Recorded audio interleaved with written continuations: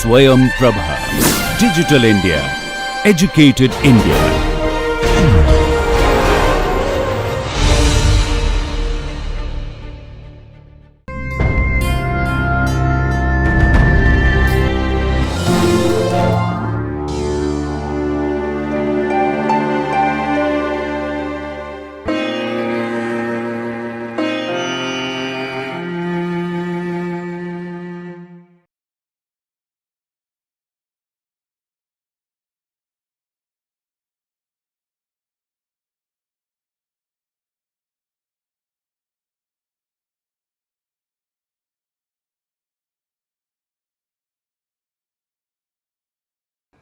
Hello there, my name is Salim Javed and I'm an assistant professor at the Faculty of Mass Communication and Media Technology at HGT University. As this is the third video of Module 2, in this video we are going to talk about something special. So far we have talked about camera distance and camera viewpoint in Film Grammar Part 1, which was the first video of our second module. Then we talked about camera movements and the rules of composition in Film Grammar Part 2, and that was our second video of second module. In this video we are going to talk about a sense that this is the first thing we learn even before we are born in this world. It starts in the mother's womb, where a fetus forms initially, and once organs are organized after 4-5 months, the fetus starts hearing. The very first sense that gets plugged in, the sound. What you are experiencing right now is an audio-visual journey or experience. Here, audio is as important as visual. We not only, see a film, but we also hear it. Now, to comprehend this, how about we do some exercise? The joke is on me. I am in front of you and you are not only just looking at me, but also hearing my voice. Now let's assume for a second that my voice is to go off, and all that you observe is that my lips are moving, but you do not hear my voice. In another situation, my lips are moving, but you will hear the voice of a different person. How about we do it? Let's do it.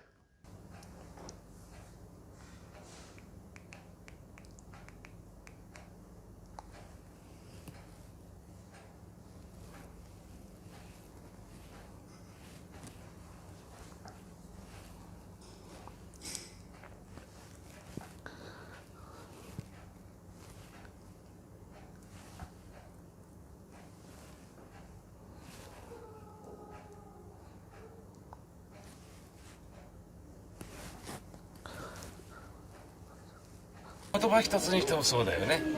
例えば雪が降る、言語は乱れてるよね最近。昔我々若い時はやばいとかそういうのはヤクザの使う言葉だったのよ。だからそれが変化していった。例えば入れ墨、タトゥー、全然違うのよ。入れ墨っていうのはいわゆる罪を犯せばこう入れていったの。犯罪者の証で淡い雪とか。Well, the first situation must have been funny and the second situation meaningless. It must have looked like some technical glitch also. How about we do one more exercise? I need you to see and hear a scene from one of my films in which I was the executive producer with its original audio in situation number 1. The same scene without any audio in situation number 2, and again the same scene with some other dialogues in situation number 3. This exercise is basically to highlight the importance of appropriate sound. नहीं दिखाई नहीं देता। अरे पर सुनाई तो देता है ना। देखो कुछ भी हुआ ना तो I'm going. देख देख देख देख देख हमारी बात तो सुन, रो मत, हम सब संभाल लेंगे। सुन सुन सुन, चुप। देख कुछ नहीं होगा, हम संभाल लेंगे। एक काम कर, तू छत पे जा, छत पे पीछे वाली सीढ़ी से उतरना, सीधे जाएगी चौराहे पे रेडी में, वहां पर 10 मिनट में आ रहा, कुछ नहीं होगा। What the hell is this? हाँ, हेल का शोरूम है, उसके बाजू में ICICI का ATM है। It's ICICI. और उसके बाजू में SBI का भी। भाग।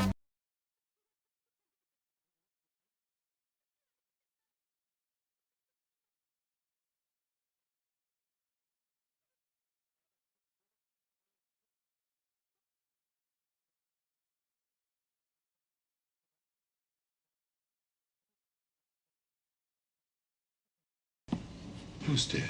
You know damn well who's dead. He killed her, and I'm not crazy.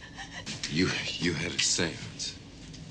Jody and I had a seance in the bathroom, and Jody and I, nothing happened, but when I went back there, she was there. You know what I've got at stake with this paper. You know how important this is to me. Something is happening to me. I can't help but feel that somehow you're trying to sabotage me. You're trying to hurt me somehow. Norman, this isn't about you. You're overreacting. Now you know the importance of sound and appropriate sound and why it is designed so carefully into a film. Film uses a variety of sounds like human speech, sound effect, music, and silence.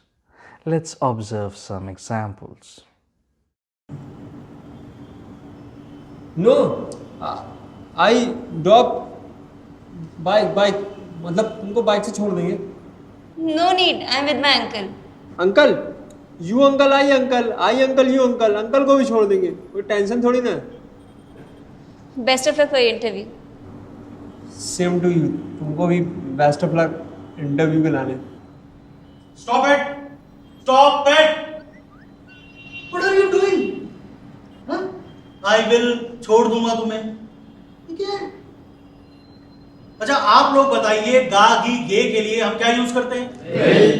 Simple सा sentence है, छोड़ दूंगा तुम्हें, I'll drop you.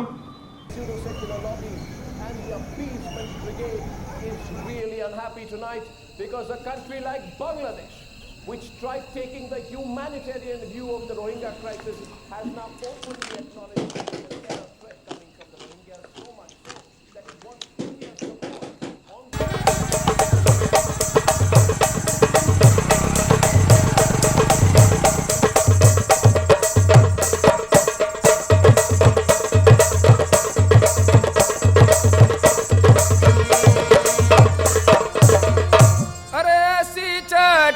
चोनरिया ने डार मोरी गुइया रे लड़का हाथी शहर भर के ऐसी चटक चोनरिया ने डार मोरी गुइया रे लड़का हाथी शहर भर के।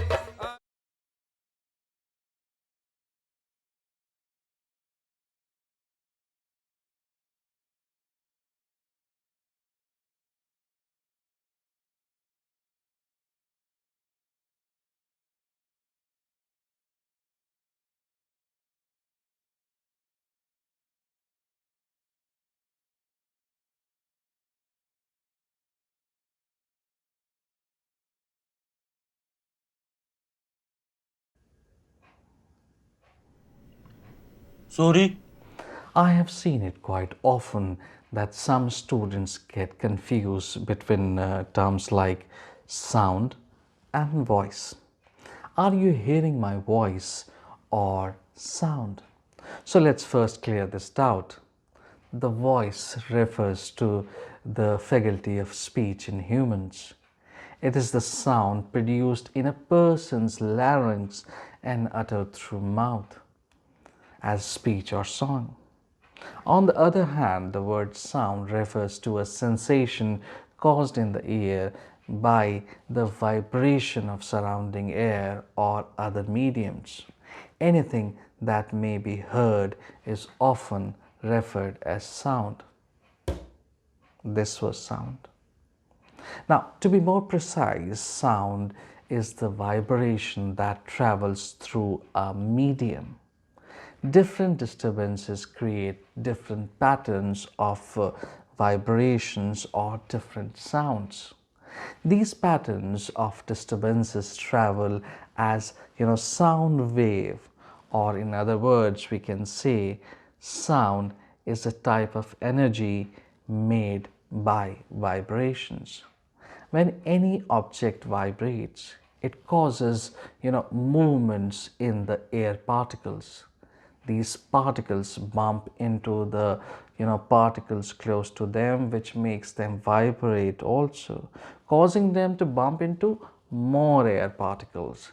Now this movement, called sound wave, keeps on going until they run out of energy. If your ear is within the range of the vibration, we hear the sound. Now, for sound to be sound, the specifications that I'm going to talk about must be met. What are these specifications? They are, production, propagation, and perception. But what is production, propagation, and perception? Well, production means an impact which creates vibration or movement, an impact which creates vibration or movement. Now, what is propagation? Propagation means the vibration which creates a disturbance or fluctuation in air pressure. Sound travels in solid, liquid, and gases, or we can say that it needs a medium to travel. These fluctuations generate sound waves which travel through the air or medium, whichever medium is available. Now, what is perception? A perception is when the sound wave reach a receiver, the change in pressure are interpreted as sound. Now, after this, let's talk about the importance of sound in film. So by now it is clear that to bring moving images to life, we use voice, music, and sound effect. There is another element which is germinated by the absence of sound, and that is called silence. Absence of sound is called silence. All these elements are crucial for the moving images to feel alive, so that the audience could feel the created world of cinema. There has to be a kind of believability. The way a character is, moving his or her lips, the voice must match with the lips and should create an illusion as if the person is speaking spontaneously and simultaneously. Though we know that a series of still images and the sound is recorded on different devices, as there is a continuous and believable synchronization of lips and sound, or body movement or gestures with the sound, and the picture is convincing enough, the magic of cinema takes place. If the sound and the image, they do not match, the entire magical world will fall apart. Sound defines how the image is perceived. Sound effects alone have distinctive rhythmic quality and help build a character in the scene. Even speech, the way I speak or the way you speak, speech has rhythm, music obviously has rhythm, then sound effects have rhythm, images have rhythm. Now, if you want your image to be correctly perceived, the expected sound should flow from the screen. It means if you are seeing a rainfall scene, then the raining sound effect must be there. It is called fidelity. As long as sound is appropriated by the visuals, or the visual is appropriated by the sound, sound being faithful to the visual, or we can say that as long as audience believe that they are hearing the reasonably close sound of the visual source. We are talking about fidelity. Now, imagine that you are an actor. Just imagine you are an actor, and I put you in a situation where you are surrounded by dakus. In a wonderful situation. It is a fight scene and you are hiding behind the Kali Pahadi, और आप काली पहाड़ी के पीछे छुपे हुए हैं. You have a traditional revolver in your hand and you are about to face all these dakus at your own. Now, how many rounds of fire you can have with a traditional revolver? Well, you would say, Salim sir, limited rounds of fire. Yes, you are absolutely right. And here we are talking about, maximum 5 to 6 rounds of fire. Now, how many rounds of fire a machine gun can have? Well, it can vary between 500 to 1000 round per minute as long as the trigger is held back and there is a continuous supply of the ammunition. Now listen to it very carefully. Can you put a machine gun sound on a traditional revolver? I'm sure that you will not put the visual of traditional revolver and the sound of a machine gun firing together. But if you do this, then it is the case of lack of fidelity. And this results in the disconnection of the viewer from the film which they have been watching, because what they have been seeing, actor with the traditional revolver, and what they are hearing, on traditional revolver you are putting up the sound of a sound effect of a machine gun. There is a disparity, and this disparity between what is being seen and what is being heard is called a lack of fidelity. Comedies sometimes make use of lack of fidelity. I remember that there is an ad which I saw that there is a well-built person and he's a wrestler, and when he wins, this voice is like very childish voice. So, that creates comedy. Now, fidelity is purely a matter of expectation also.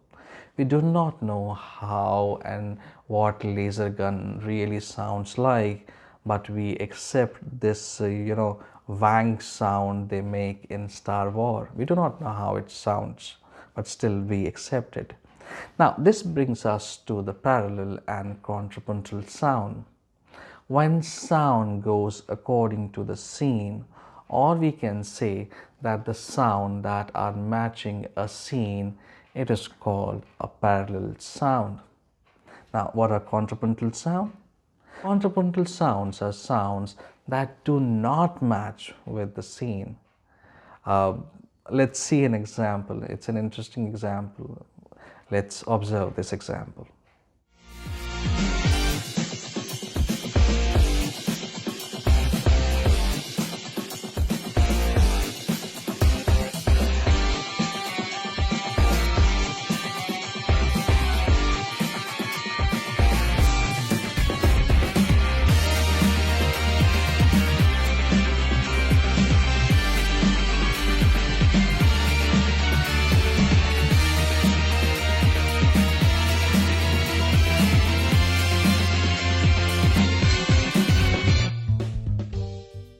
Well, that's funny.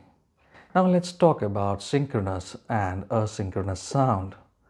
Asynchronous sound is that smart sound-wise move which helps you smoothly shift to the next shot or scene. If you understand visual bridge concept, then understanding asynchronous sound is very easy. If you remember the opening scene of Schindler's List, Steven Spielberg, which was released in 1993, as the candle exhausts itself and a small streak of smoke floats up in the air, but the sound effect of the steam engine is put on that, and the next shot begins with the tilt down on that steam engine, or the Alfred Hitchcock films, The 39 Steps, which was released in 1935.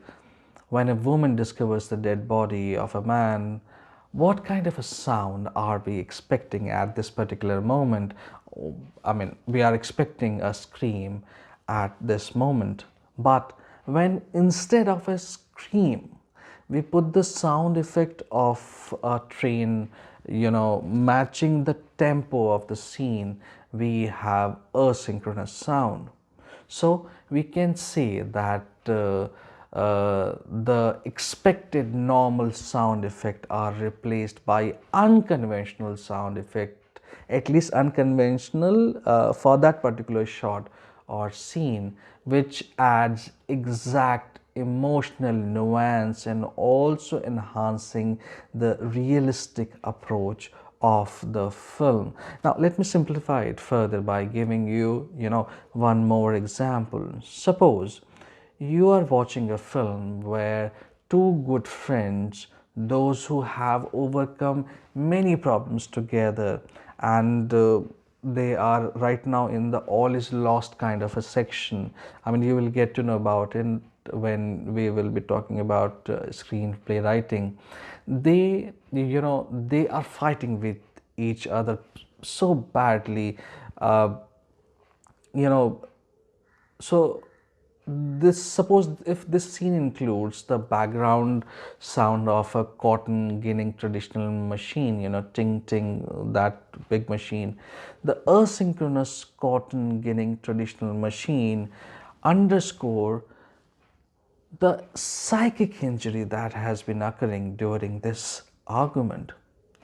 Now, if the synchronous use of sound ushered the silent films into the era of talkies, it was the use of asynchronous sound through which the talkies liberated itself from the theatricalism of cinema. It was like matching of sound with image, this lip sync, which created a sync film. And asynchronous is when you are using unconventional sound effect for something which is expected. Now, sync dialogues are the best example of synchronous sound. If the character is playing a piano on a screen, the sound of the piano should be projected. If I'm speaking this way, so the my dialogues and visuals must match.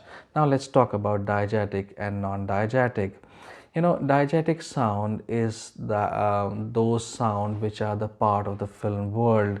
Well, it means that the sound is a character or object in the story space of the film. It also means that it is coming from the screen, the elements that are part of the cinematic world on screen, and in some cases off screen also. Later on you can include them. If you are in your kitchen, it's an example, suppose if you are in your kitchen and preparing an omelette for yourself, so all the sounds like you putting your slippers on to the rustling of the clothes, footsteps on the concrete surface, taking the saucepan out from the drawer to putting it on the gas, the opening of the butter box, picking up the butter knife, the butter is frozen, so you have to struggle to cut it, and dropping it on the hot pan surface, the frying sound, the cracking of an egg, the sizzling sound of the egg getting fried, the sound of the flipping of the egg to cook it properly, and so on. Well, all these and many more, they are the part of diegetic sound world. But why what all I have just said falls in the category of diegetic sound? There is a simple answer to it. All these sounds which are being called the diegetic sound are part of the world that an audience is able to see on screen. Now imagine the same scene where I'm preparing an omelette for myself and there is an unknown creature moving towards me, and The point of view shot of this unknown creature is used to heighten the tension in the scene. You give this unknown creature a specific music score, and later on you can use it as a motif also.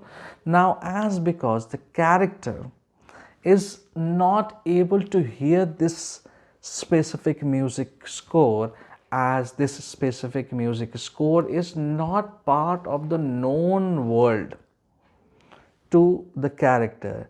It is a non-diegetic sound. It is a kind of sound that comes from the source that is outside the narrative world.